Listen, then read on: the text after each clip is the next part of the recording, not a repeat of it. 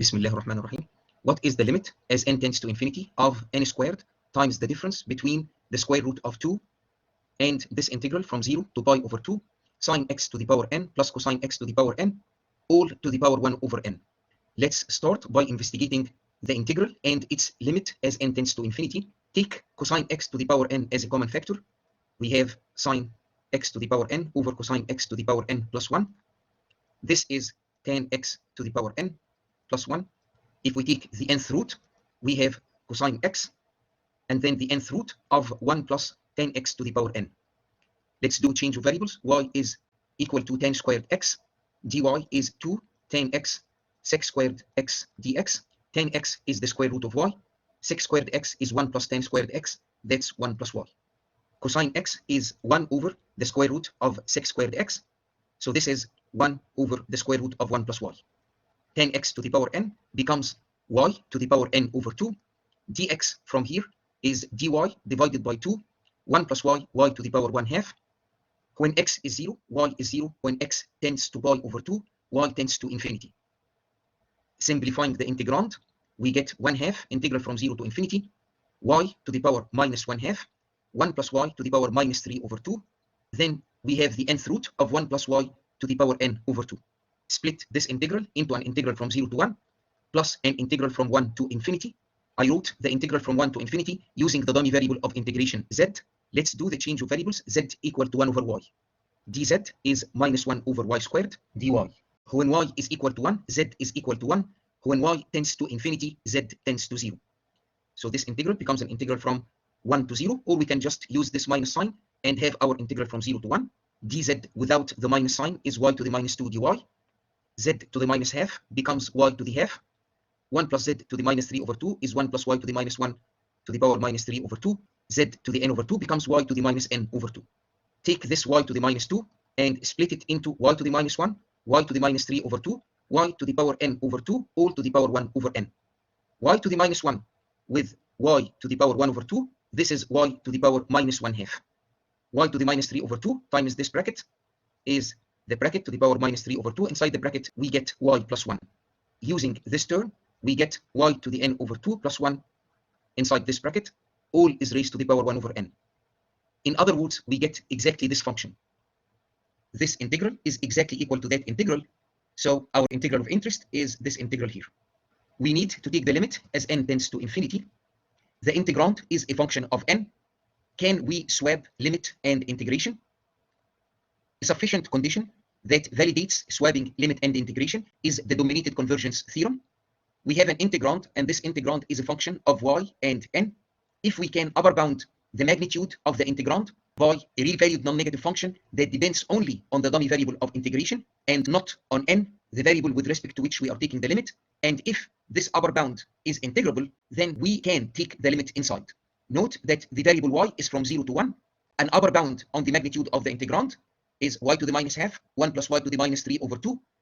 This y can be upper bounded by 1. This term is less than or equal to 2 to the power 1 over n, which is less than or equal to 2. This is the upper bound, and it does not have n. What is the integral of the upper bound? Let's do the substitution. T equal to 1 over y. dt is minus 1 over y squared dy.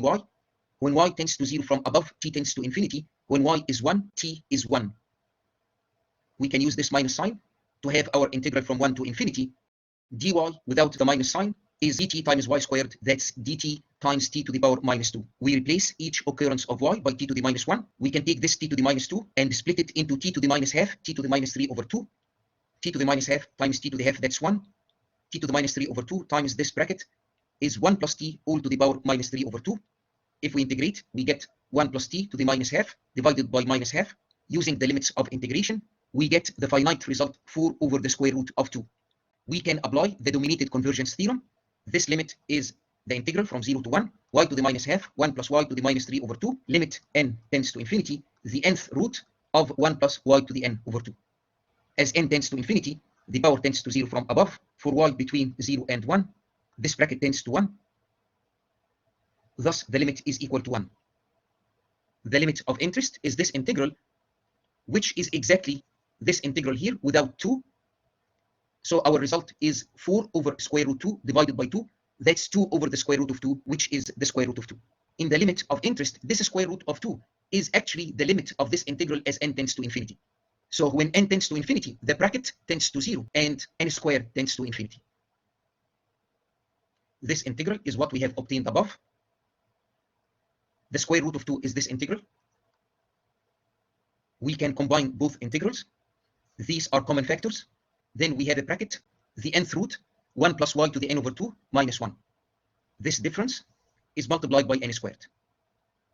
Let's do the change of variables. Beta is equal to y to the power n over 2. When y is 0, beta is 0. When y is 1, beta is 1. Y is equal to beta to the power 2 over n. dy is 2 over n beta to the power 2 over n minus 1 d beta. Every y here is replaced by beta to the power 2 over n. Note that n squared times 2 over n is 2n. We are interested in the limit as n tends to infinity. Same question as before. Can we take the limit inside?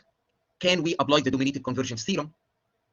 How can we upper bound the magnitude of the integrand? We can use this version of Bernoulli inequality. Alpha is positive. R is in the open interval from 0 to 1. 1 plus alpha to the r is less than 1 plus r alpha. One way to prove this is to define the function g of alpha as 1 plus r alpha minus 1 plus alpha to the power r.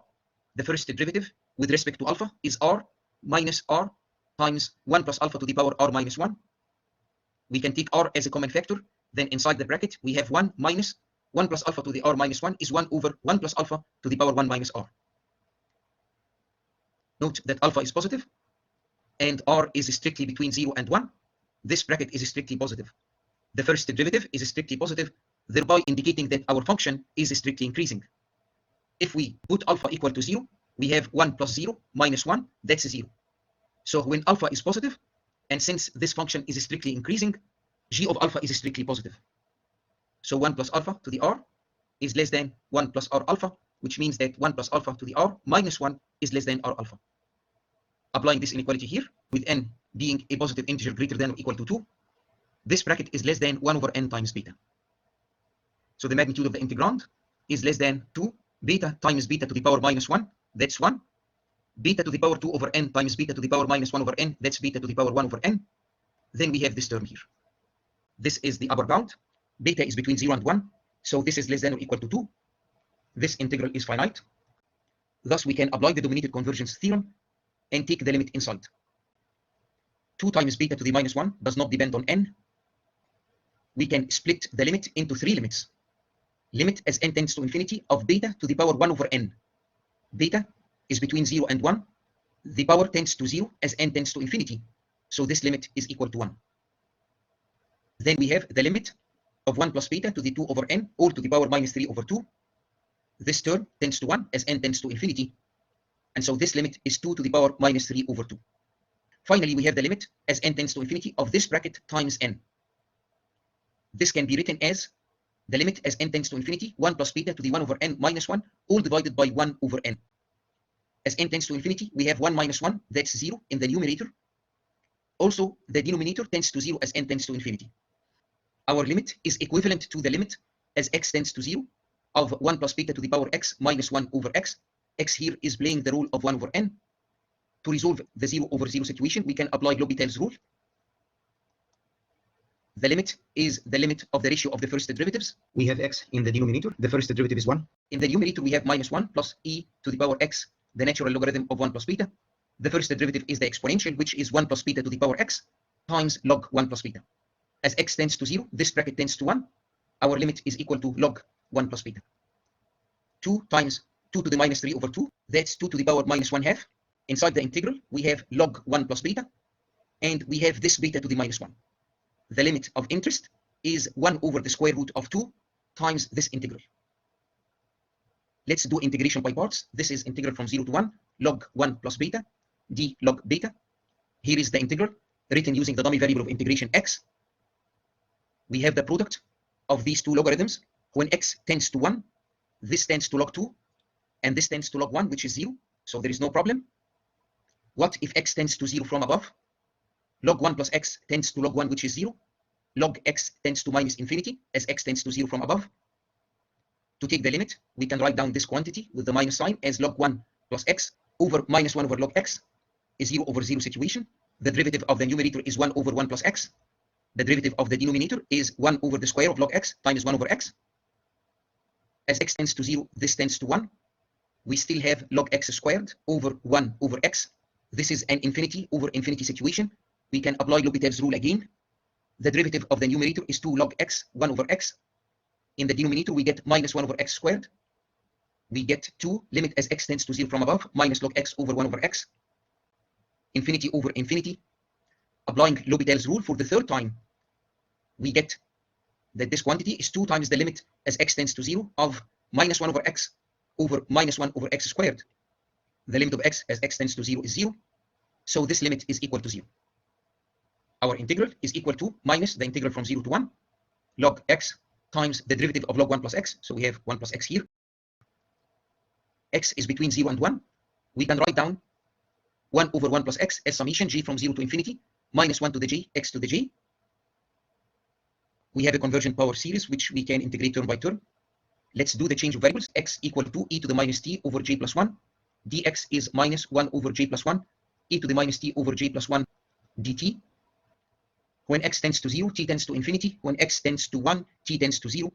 We can use this minus sign to have an integral from 0 to infinity. Log x is minus t over j plus 1. Minus 1 times minus 1, that's plus 1. And here is t over j plus 1. X to the j is e to the minus jt over j plus 1. After doing the change of variables, we get j plus 1 squared in the denominator. Then we have this integral from 0 to infinity t e to the minus t dt, which is gamma of 2 or 1.